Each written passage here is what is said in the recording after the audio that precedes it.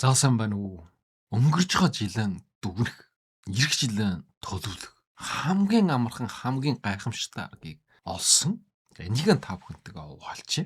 Энэ арга бол маш өвөрмөц. Хуучин бид нарын өнгөрснөө дүгнэх, ирээдүйг төлөвлөх тэр аргаас эрс өөр. За юу нь өөр хөхтэй зэрэг өнгөрсөн жилийг илүү их амжилттай байсан уу гэж өөрөөс чинь асуух гэсэн. Ийм асуулт ерөөсөн биш юм. Тэгээ энэ дээр ирэх жилийн илүү их зорилготой, илүү их төлөвлөгөөтэй, илүү их ажлын ачаалалтай төлөвлөсөн ийм дарамт шахалт ерөөсөө биш.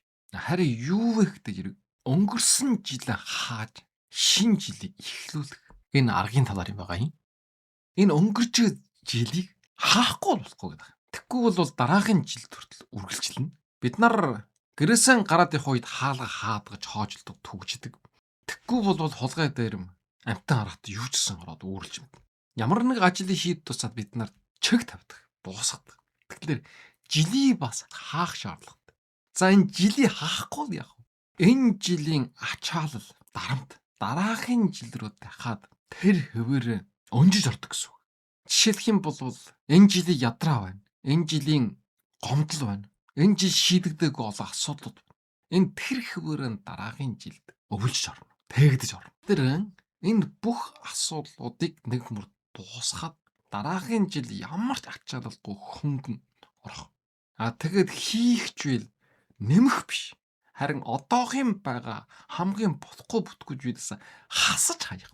Ингээд дараагийн жилд маш хөнгөн ямар дарамтгүй орох эхлүүлэх. За энэ аргыг олсон. За энэ арга нь юу вэ гэхдээ зэрэг 3 асуулт нэг шийдвэр гэдэг арга юм байна. Яагаад вэ гэхдээ зэрэг насан турсан хүмүүс бол бүгд нэг алдаахыг тавтаадаг. Тэр нь юу вэ гэхдээ зэрэг шинэ он, шинэ жил ирэх тусам зорилгоо нэмдэг. Харин хуучин ачаагаа ерөөс авч хайдаггүй. За энэ бол бүх хүмүүсэд байдаг. Жишээлх юм бол илүү баян болно, илүү амжилттай болно, илүү их хичээнэ гэдэг. Хууц цуцаар нь дүүртэл төлөвлөгөө бичдэг. Гэтэл биш та. Бодит амьдрал дээр бид нар нэмэх биш, хасах шаардлагатай. Баргал ухаан орсон чагаасаа эхлээд жижирлэгээс баг сургуулиасаа өгсөв байдал. Янз бүрийн юм бид нар нэмж төлөвлөж ирсэн. Эний чиггүй болохгүй, тэрийг сурахгүй болохгүй. Ийм ч байх хэвээр, тийм ч байх ёстой гэдэг. Энэ маань эцсийн бүлэгтэн бид нар юунд ч хүрэхгүй гэсэн үг л дээ. Энээсээ салгаж байгаа болсон. Тэгэхээр бид нарыг ядруулж байгаа, тойлдуулж байгаа, өвдөө сөхрүүлж байгаа зүйл чи юу юм? Өөртөө тохирохгүй хэтэрхээ олон зориг төлөвлөгөөнүүдийг тавьсан. Тэгээ хүчээр янз бүрийн зүйлийг дадлагжуулах, журшуулах гэж оролдож байгаа. Энэ бүхнээс үүдэлтэй. Тэгэхээр өнөөдрийн энэ 3 асуулт нэг шийдвэрийн арга болвол өөрөө ч өөрчлөх гэж ерөөсө оролдохгүй. Өөрч ерөөсө юу ч нэмэхгүй. Харин өөрийг чинь хөнгөрчлөх, амьдралыг чинь хялбаршуулах, тэгээд илүү аж жаргалтай болгох. Энэ нь чиглэсэн юм байна.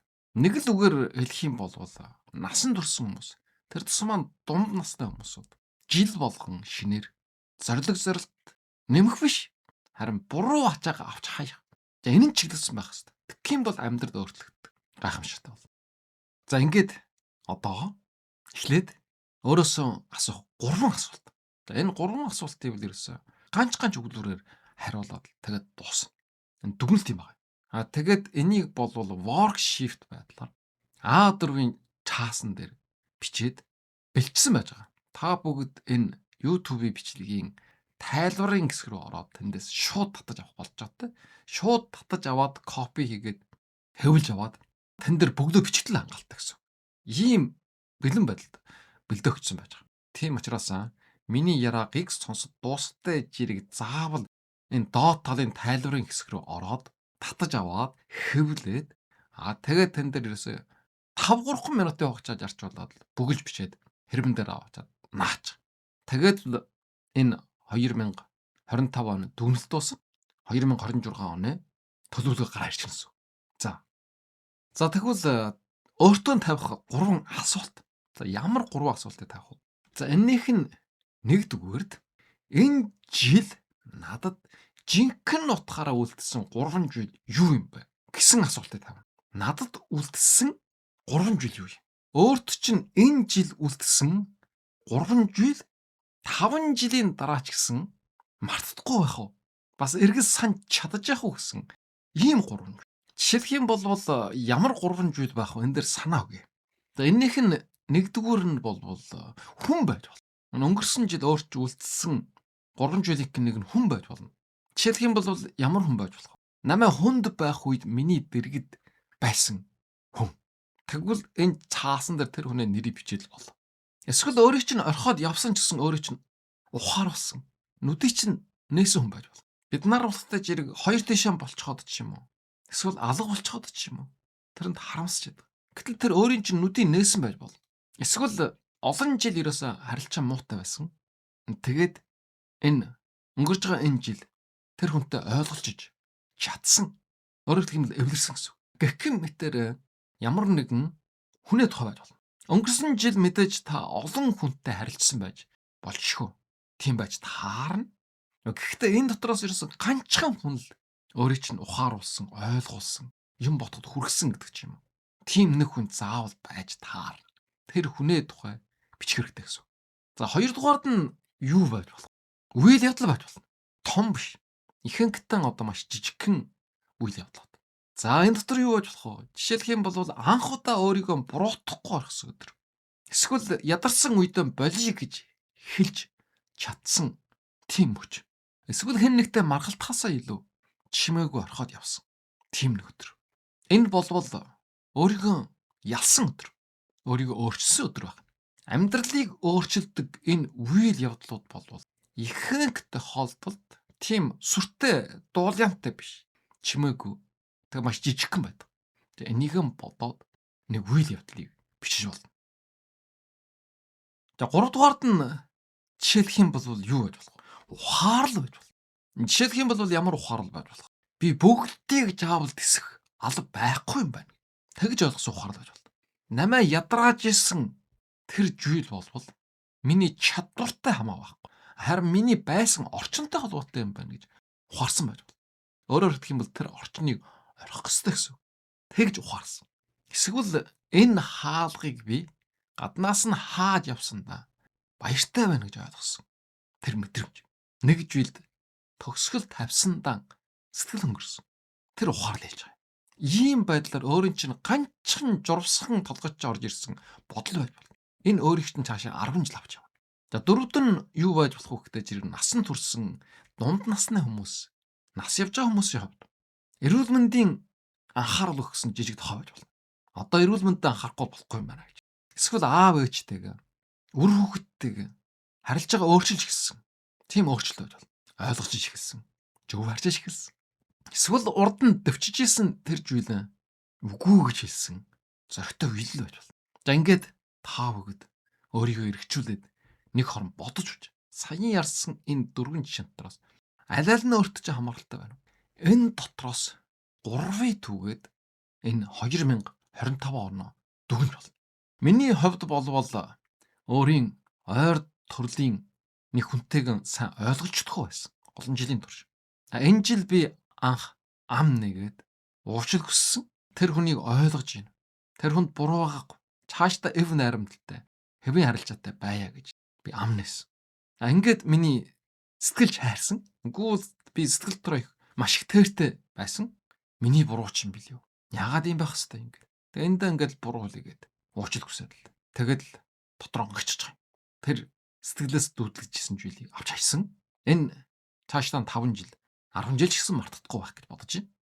За 3 асуултын хинэх нь нэгдүгээр асуулт болвол өөрийн чинь сэтгэлд, амьдралд жинхэнэ утгаараа үлдсэн 3 зүйл байсан. Энд 3 зүйлийг бичнэ. Энэ бол нэгдүгээр асуулт. За 2 дугаар асуулт болвол энэ жил надаас хамгийн их энерги авсан нэг зүйл юу байсан бэ гэсэн асуултанд.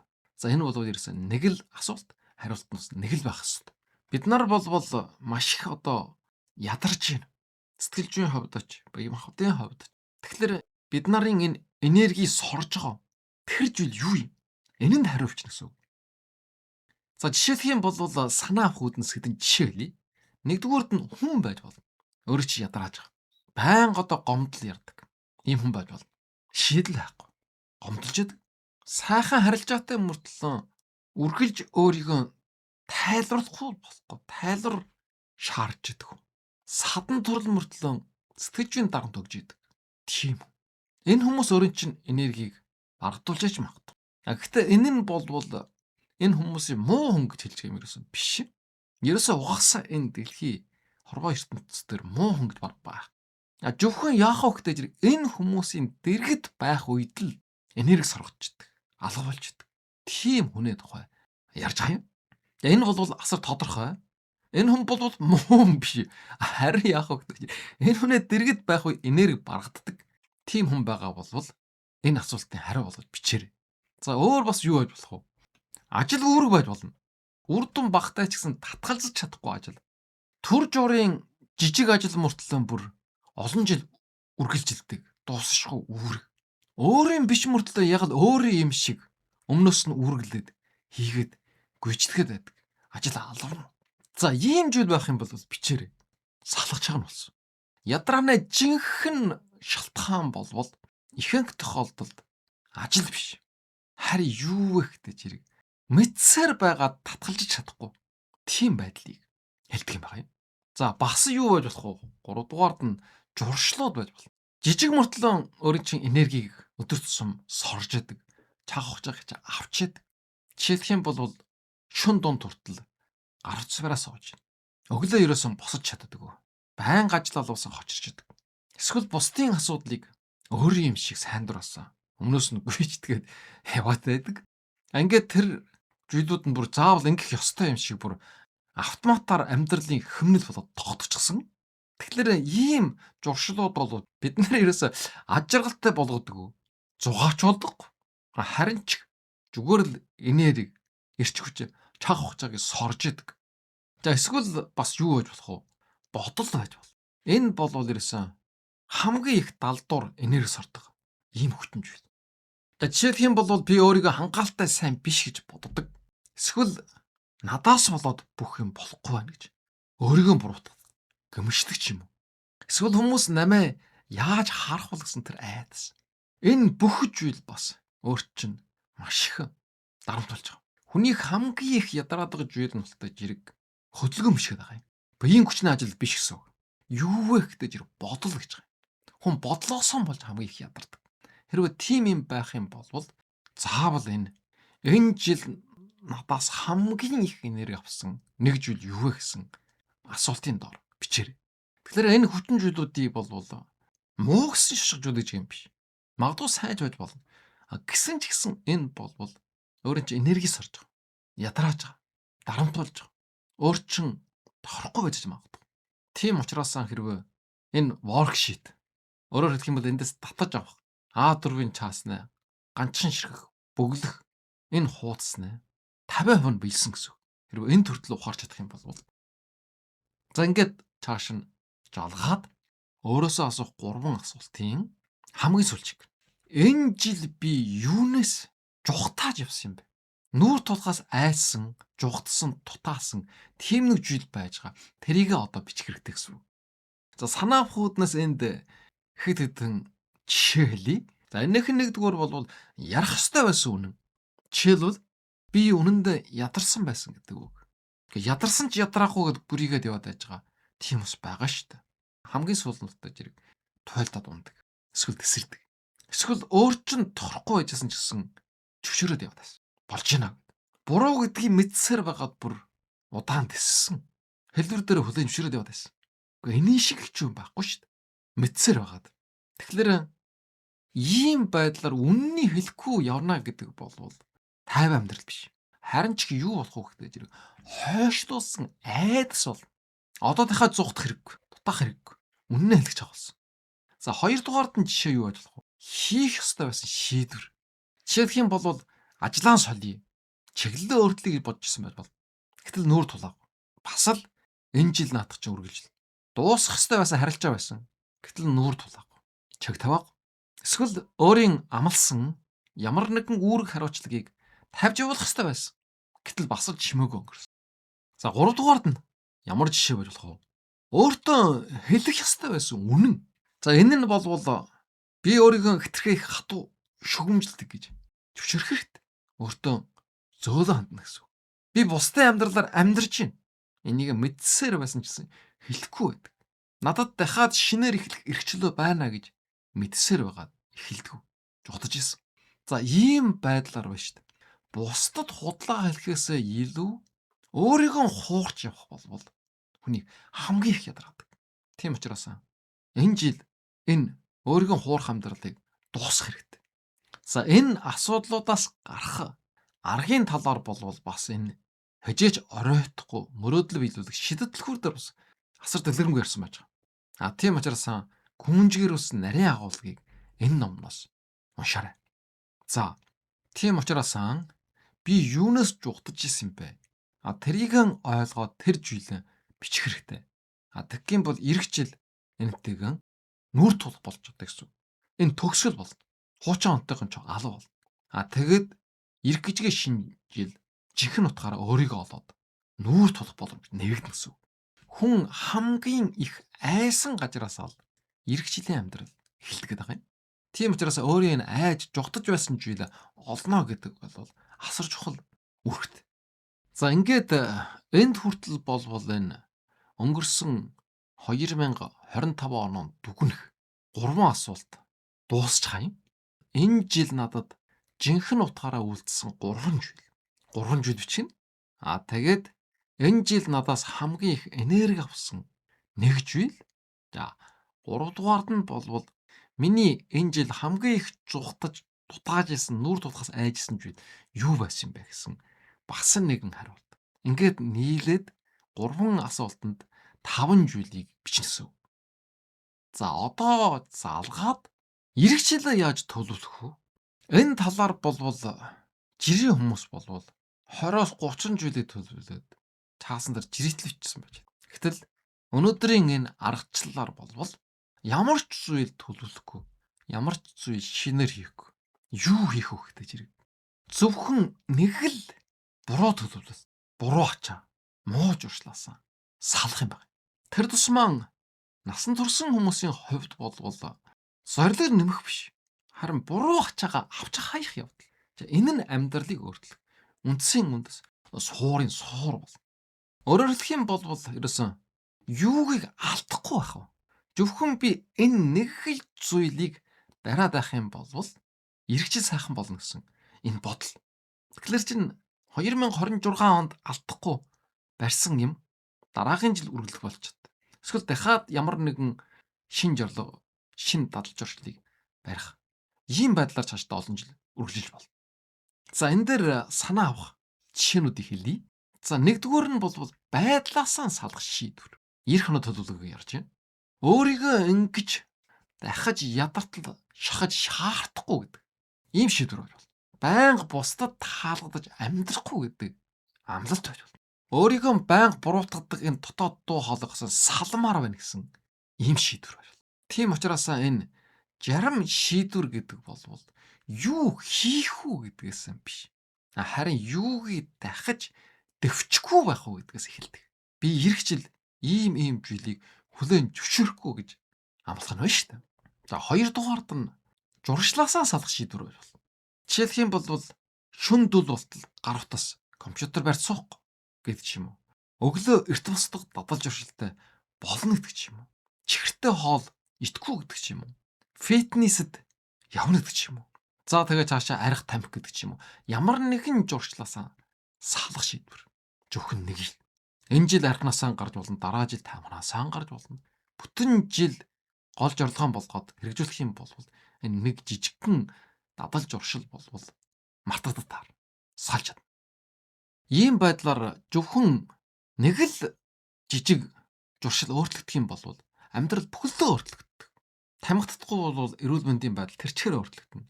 Өглөө эрт босох юм бол асар их ажлын амжуулдаг болно гэдэг ч юм уу. Харин ч 10 зорилго зорилт тавих юм бол зүгээр л өөрөө чи ятраана. Хамгийн сүүлд нь аль нь ч биелэхгүй бас л энэ жил шиг хоосон очир. За өөр бас юу байж болох вэ гэдэг зэрэг харьцаатай холбогдолтой шийдвэрүүд болно.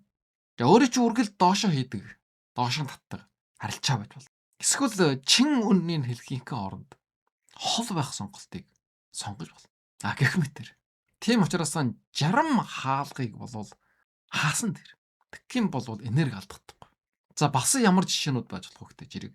Ажил үүрэгтэй холбоотой шийдвэрүүд үр дүн байхгүй ч гэсэн татгалзаж чадахгүй ажлууд байдаг. Өөрийн биш мөртлөө өхөр морны хүчийг өргөө чүтгэхэд байдаг. Тийм ажлуудс байдаг. За ийм байдлаараа энэ ядаргааны ихэнх болвол ажил үүрэгтэй хамаагүй байхгүй. Ажил үүргээс нь болоод ядарч байгаа юм биш. Гаргаж чадахгүй шийдвэр хүчээр дургуй мөртлөө хийж идэв. За энэ байдлууд чинь өөрийг чинь жилийн турш ядаргаанд оруулсан юм байна. Тэгэхээр эх жил ийм байдалд орохгүй юм төлөө ганцхан шийдвэр гэж хэрэгтэй. Ингээд л нэг өгүүлбэр бичээд болно. Хангалттай. Зөвхөн эх хонд дахин тавтагдахгүй зүйлийг бичих хэрэгтэй. Ингээд жил болгон нэг жилийг өөрөөсөө хөнгөлөөд яваад байх юм бол ямар ч дарамт байхгүй, стресс байхгүй. Тэгээд тэр хурамтлагдсан энерги эрчиг хүчээр өөрийнхөө амьдралыг цоо шинээр босгох болчоод. За өнөөдрийн ярьсан агуулгыг товчхон дүгнэе. За өнөөдөр бол бид нар энэ 2025 оныг тоочоол гэж биш. Тоочоо хийхин төлөө биш. Харин хаах гэж. Яавал цэвэрхэ хааж болох вэ? Яавал дахид нэрхэдэггүй болтон бүр төгжиж орохгүй гэсэн энэ талаар ярьлаа. Тэгэхээр бид нар өнөөдрийн энэ подкастаас шинэ орны шин жорлого авахгүй байж магадгүй. Гэхдээ энэ бол хомсдол биш. Харин юу вэ гэдэг зэрэг насан турсан хүмүүсийн хувьд болвол амьдралыг өөрчилдөг хүчин зүйл нь нэмэлт биш, хөнгөлөлт байдаг гэж байгаа юм л да. Тийм учраас танд үлдсэн 3 зүйлийг нэгдүгээрд, хоёрдугаард нь таны энергиэс сордог ганцхан зүйлийг, гуравдугаард нь өөрийн чинь жухтаж явсан нэг үнэнийг бичих өссөн. Хэрвээ энийг олж харж чадсан юм бол та өнөөдөр 2025 оноо төгс төгөлдөр хаасан гэсэн үг. Тэгээд 2026 онд ямар ч том амлалт шаардаагүй. Зөвхөн нэг л зүйлийг дахин давтахгүй байхад л хангалттай. Тэр бол хамгийн том зорилго зорилт мөн. Сэтгэл санааны хувьд, бие махбодын хувьд, ажил амьдралын хувьд дандаа буруу зүйлийг давтаж ирсэн. Тэрнээсээ нэг зүйлийг өнөөдөр орхих хэрэгтэй. Тийм учраас эх жил гайхамшигтай байх шаардлага байхгүй. Харин яах вэ гэдэг өөртөө үнэнч байх жил болох хэрэгтэй. Чин шудраг амьдрал. Тэгэх юм бол хөнгөр. Ингээд зөвхөн яраад дуусsanгүй.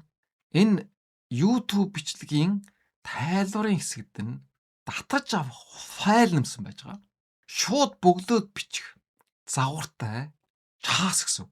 Энийг татаж аваад хэвлээд дээр нь бөглөөд бичигдэл та 2025 онд дүгнэд эх жилийнхээ төлөвлөгөөг гаргачихсан байна гэсэн.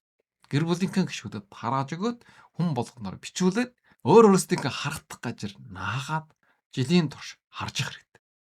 За энэ жирэгч жилийн турш шилдэг номыг сонссон, надтай хамт байсан, сэтгэл санаанаа дэмжлэг үжүүлсэн.